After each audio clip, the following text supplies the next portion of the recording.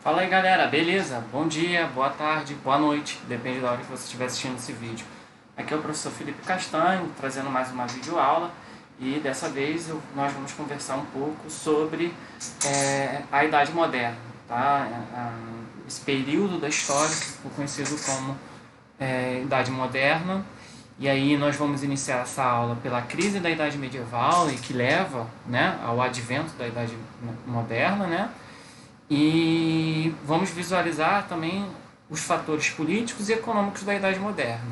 Os fatores culturais, como se trata de algumas questões um pouco mais densas, essas questões eu vou deixar para a gente tratar posteriormente em um outro vídeo, tá ok? Bom, vamos lá.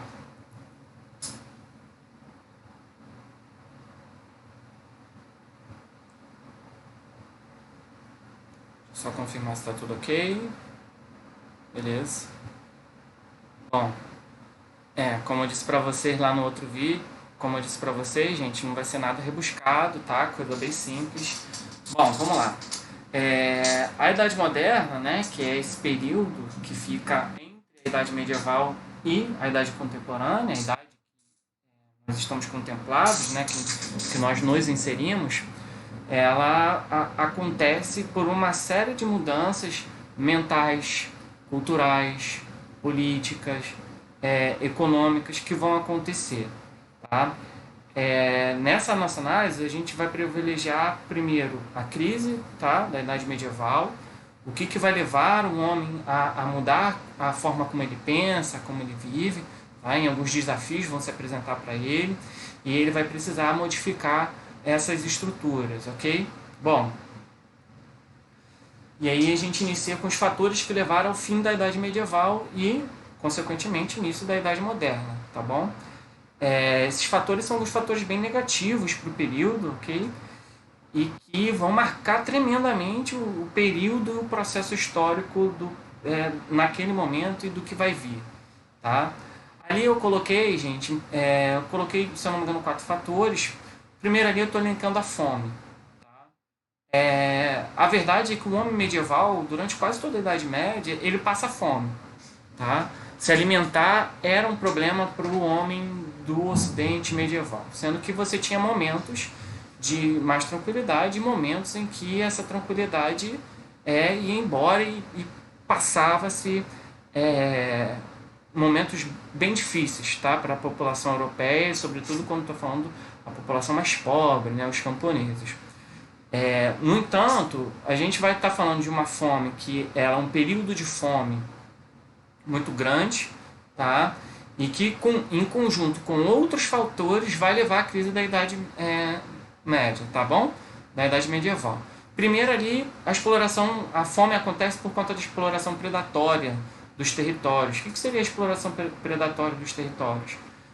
Não havia ainda uma ciência muito grande no que diz respeito à agricultura, sobre, por exemplo, como preservar o solo para você poder quando você tinha as melhores colheitas, quando você não tinha.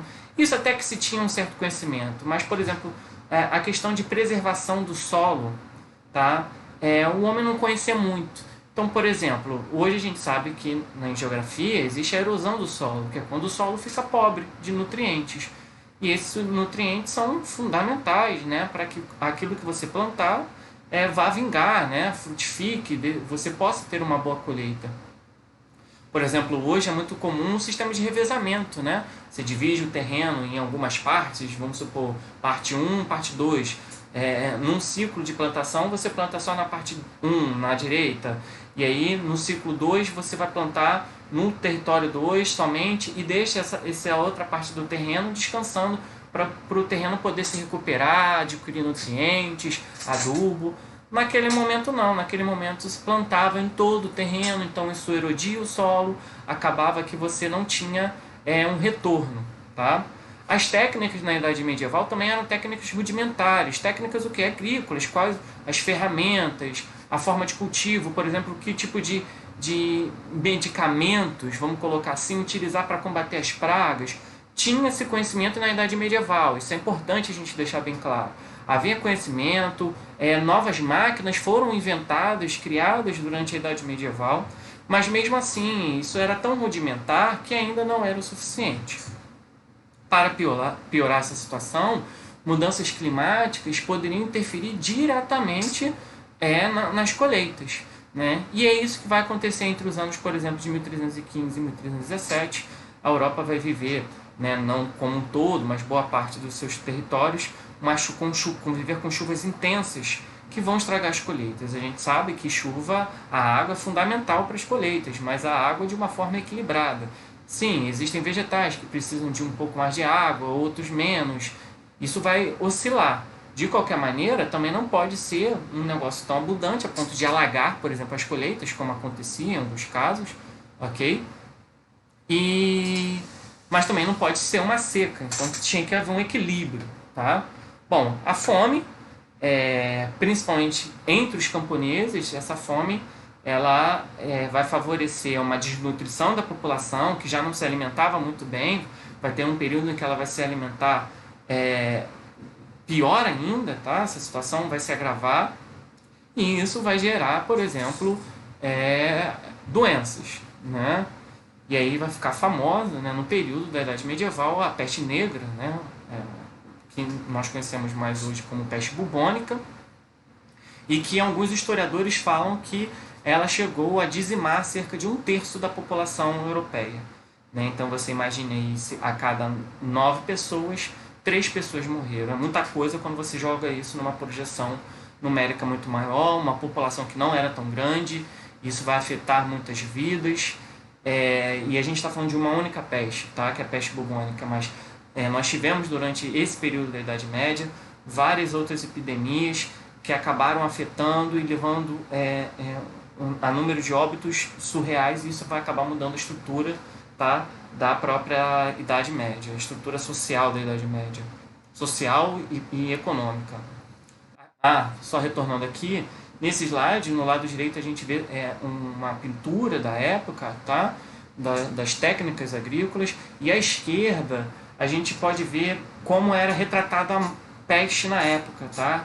Era como se fosse um homem, né, uma figura meio monstruosa, com uma máscara meio monstruosa. É até interessante essa parte, gente, porque recentemente, com essa questão da pandemia, do coronavírus, eu vi alguns memes já retratando, utilizando essa máscara, tá? Que simboliza a doença que traz a morte para o homem. Né? Bom, eu já tenho pestes, tenho fome, isso vai levar, e isso principalmente afeta um segmento social, que são os camponeses, né? Os trabalhadores urbanos também vão sofrer, né? Aqueles que moravam dentro dos burgos vão sofrer. Só que a gente está falando de uma Europa medieval, e a maior parte da Europa, nesse período, vive no campo. Então a maior parte da população ela é camponesa, e aí você tem os núcleos de cidade, né, os núcleos populacionais bem pontuados ali, bem limitados. Bom, isso vai levar a insatisfações, e inúmeras revoltas camponesas vão estourar na Idade Medieval. Essas revoltas camponesas vão ficar conhecidas como Jacqueries, tá? A primeira se chama Jacquerie, e aí depois acabou se tornando um apelido para várias outras revoltas camponesas, em que se chama de Jacqueries. A fome, a peste, as revoltas camponesas é um momento extremamente turbulento, isso vai levar a guerras. Tá? A guerra mais famosa vai ser a Guerra dos 100 Anos, que é uma guerra entre a França e a Inglaterra. Tá? Essa Guerra dos 100 Anos, na verdade, ela dura mais do que 100 anos, mas o nome acabou sofrendo um arredondamento, como eu sempre digo para vocês, o historiador é uma figura muito criativa, e aí chamou de Guerra dos 100 Anos, porque ela se aproxima muito dos 100 anos, ela tem um pouquinho mais, como vocês podem ver, de 1337 a 1453. Bom, e aí, por fim, também, mas não menos importante, a gente tem o fortalecimento da burguesia, que é esse novo grupo social vinculado ao comércio, vinculado a manufaturas, e que não quer mais se submeter ao ser submisso ao poder do senhor feudal, que cobra impostos, que diz como ele tem que negociar, que muitas das vezes quer expulsar esse cara, dificulta a vida dele, porque o senhor feudal é o dono daquele domínio, daquele território. Mas cada vez mais, com o aumento de um comércio que vai começar a acontecer, esse grupo vai se fortalecer e vai pressionar por independência. E essa independência vai vir com aliança com os reis, que é o próximo passo que a gente vai ver. Vistos os fatores que levaram à decadência da Idade Medieval, a gente entra na Idade Moderna, mais especificamente na política, tá? Bom, quando a gente está falando da política, gente, na Idade Moderna, a gente está falando principalmente do surgimento do absolutismo. Como eu disse no slide anterior, a burguesia ela vai se aliar aos reis. Por que essa aliança acontece? Porque ela é benéfica, no caso, tanto para os reis quanto para os burgueses. Como eu disse, essa burguesia, né, esses moradores do burgos, mas que são homens ricos, né, que estão que estão enriquecendo através do comércio, através de uma manufatura, mas principalmente através do comércio, eles começam a se sentir muito pressionados pelos senhores feudais, não querem mais pagar os impostos pelos senhores feudais, esse território descentralizado.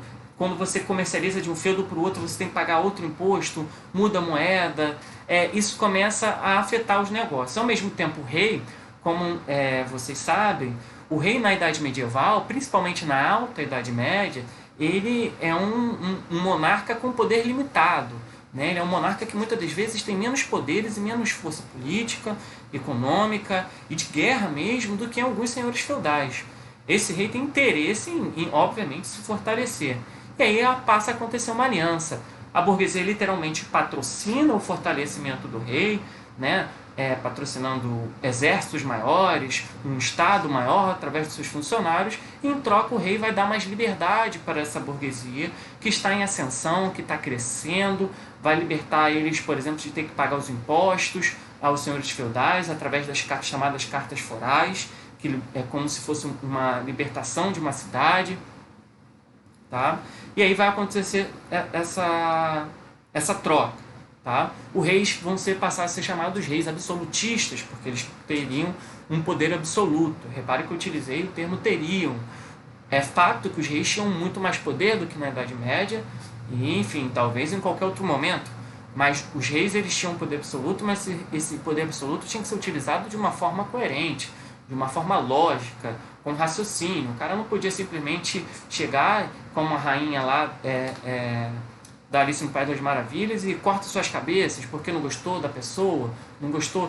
Havia uma lógica. É óbvio que alguns reis, dependendo do seu poder, extrapolavam essa lógica, alguns reis não obedeciam, mas a regra era que os reis absolutistas eles tinham uma lógica naquilo que eles faziam, ok? Bom, o absolutismo acontece na prática, mas ele precisava de uma justificativa, uma teoria que explicasse por que ele pode acontecer. Eu escrevi ele errado, vocês já podem perceber, né? Teóricos do absolutismo, né? O S ali foi para o final, não sei como, mas enfim, depois eu conserto isso. Vão ter vários pensadores que vão procurar justificar esse fortalecimento do rei que vai acontecer. Os dois primeiros teóricos, o Jean Baudin e o Jacques Vissé, eles vão ter uma teoria religiosa, tá? Chamada Teoria Divina dos Reis.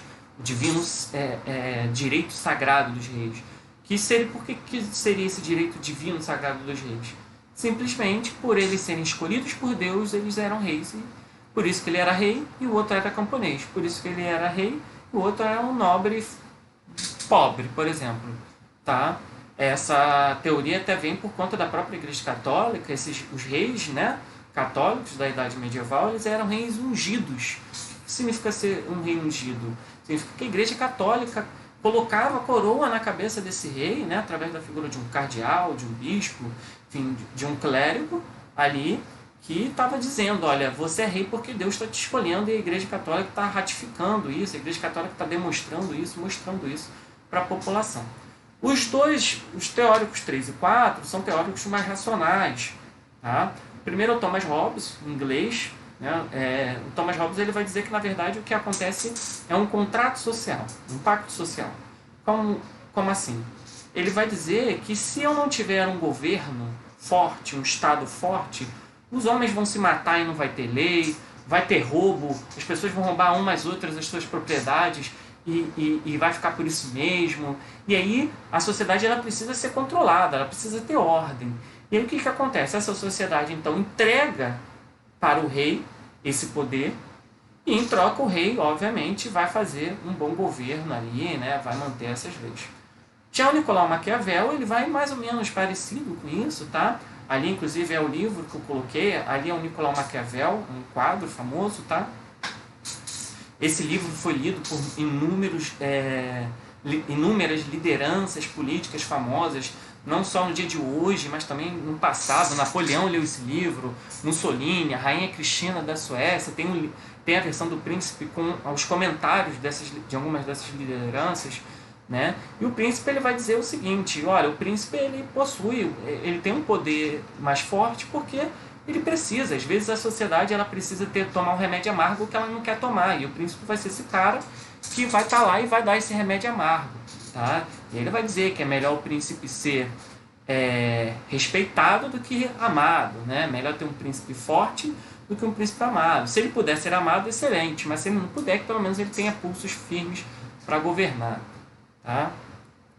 Próximo slide eu tenho aqui 2 exemplos de monarcas absolutistas, tá? Bem famosos, exemplos clássicos. Um é o Luís XIV, conhecido como Rei Sol, né? Olha a centralidade, o Rei Sol, né? Também os reis franceses como um todo, não só o Luís XIV, eram chamados de reis taumaturgos.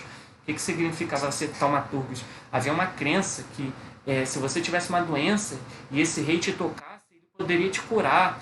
Então, por isso que você chegar perto do rei e tocá-lo não era algo simples, entendeu? Tinha toda uma cerimônia para essas questões. Enfim, e ele teria dito uma frase que, se ele disse ou não é importante, mas simboliza muito esse período, que é o Estado sou eu, né? O Estado sou eu. É muito forte, né?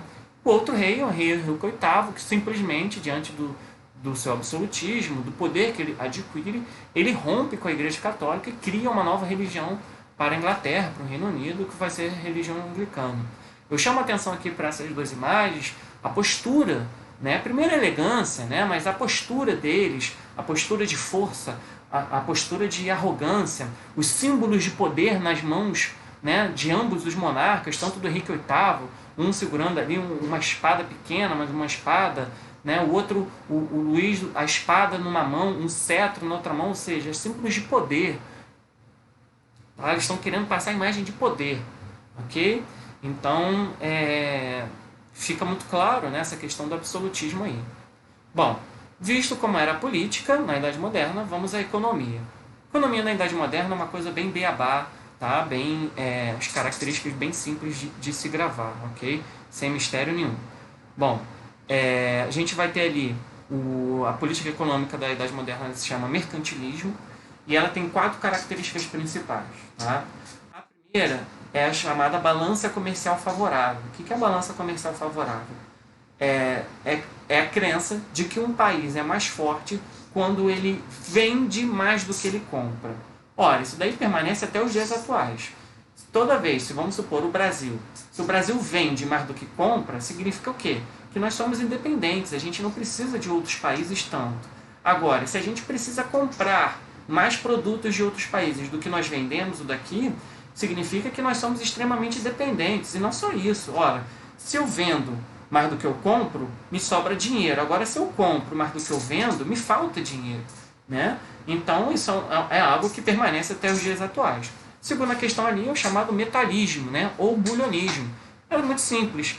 O país, um reino era mais forte quanto mais metais preciosos o país tinha.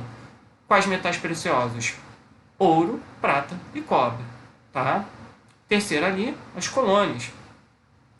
Quanto mais colônias um país tiver, melhor. Mas por quê? Simplesmente por ter colônia? Não. Repara que ter colônias ajuda nas características 1 e 2. Por quê? Quando você fala de metalismo, e vamos supor, você não tem mais onde achar ouro e prata no seu reino, se você ter uma colônia, pode ser que você ache ouro e prata nessa colônia.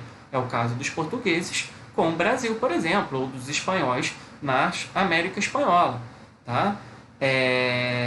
Enfim, na América que foi colonizada pelos espanhóis, melhor dizendo. E, ao mesmo tempo, ter colônias ajuda no ponto 1. Por quê? Quando você tem uma balança comercial favorável, para você alcançar isso, você precisa ter produtos. Às vezes o seu reino é pequenininho, como Portugal. E aí você tem um Brasil que de repente amplia o seu território mais de 20 vezes, você tem mais espaço para plantar, mais produto para tirar dessa natureza, e aí consequentemente você torna a sua balança comercial mais favorável. Por fim, gente, proteção à manufatura nacional, que era o quê? Proteger as pessoas que eram responsáveis pela manufatura, os burgueses, basicamente, vamos colocar assim. Né? O que era manufatura? Na época não tinha fábricas. Né? O que é o modelo fabril? O modelo fabril é um modelo em que você tem as pessoas trabalhando num galpão e normalmente num misto, né? Numa mescla entre homens e máquinas. Na manufatura, você pode até ter a figura do galpão, mas você não vai ter tantas máquinas. Essa produção é basicamente feita nas mãos do homem, de forma artesanal. Tá? Então, mais forte era um reino quanto a sua burguesia, a sua manufatura fosse mais desenvolvida, maior, oferecesse mais produtos. Então, os reis precisavam proteger a sua manufatura, né? Então o rei francês precisava proteger a manufatura francesa, o rei inglês precisava proteger a manufatura inglesa, o rei português precisava proteger a manufatura portuguesa, ok? Bom, gente, é por aí, tá? Tem a parte da cultura na Idade Moderna, mas isso nós vamos tratar em uma outra videoaula, ok? Beleza, galera? Forte abraço, fiquem em paz.